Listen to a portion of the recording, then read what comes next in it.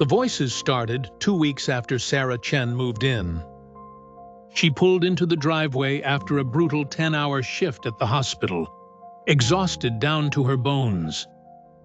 Her car door slammed shut, and in that brief moment of silence, that heartbeat between the engine dying and the world resuming, she heard them.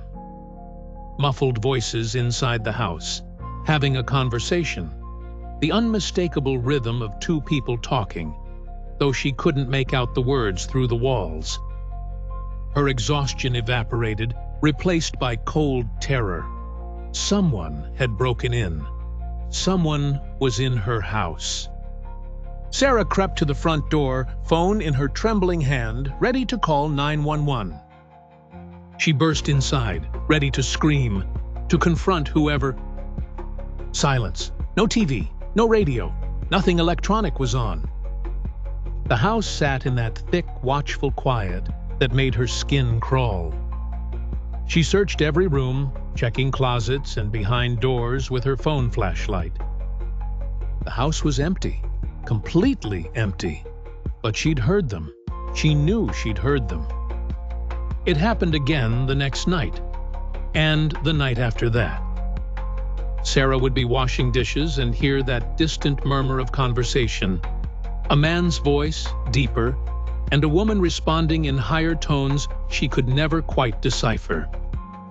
She'd be lying in bed at midnight and hear them in the bedroom across the hall, speaking in low, intimate tones. Every single time she went to investigate, the voices would cut off the instant she moved toward them. Like they knew she was coming, like they were taunting her. And then came the music. Old, scratchy country music from the 1930s or 40s. That twangy, ancient sound that made her think of Dust Bowls and the Great Depression and people long dead. She'd hear it drifting through the house at random times, faint but distinct, like someone had a radio on in another room. She'd search for the source, looking out windows for passing cars, checking every room for radios she might have missed. Nothing. The music came from nowhere and everywhere at once. Impossible to pin down, impossible to explain away. Sarah felt like she was losing her mind. The isolation was getting to her. That had to be it. Living alone for the first time, adjusting to the sounds of an old house, that's all this was. She decided to throw a housewarming party. Maybe having people around would make the house feel more normal, more hers.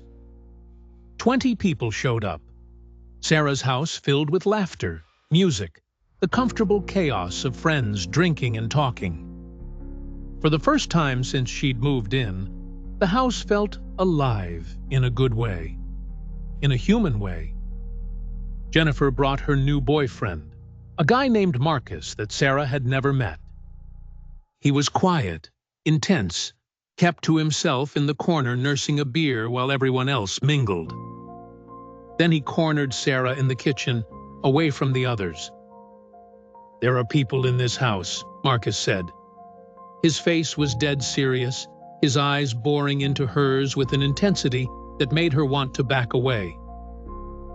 Sarah laughed nervously. "Yeah, like 20 of them. It's a party." "No." His voice was flat, certain, terrifying in its calm. "They're not alive, and they don't want you here. This is their house. They think you're the intruder, a man and a woman."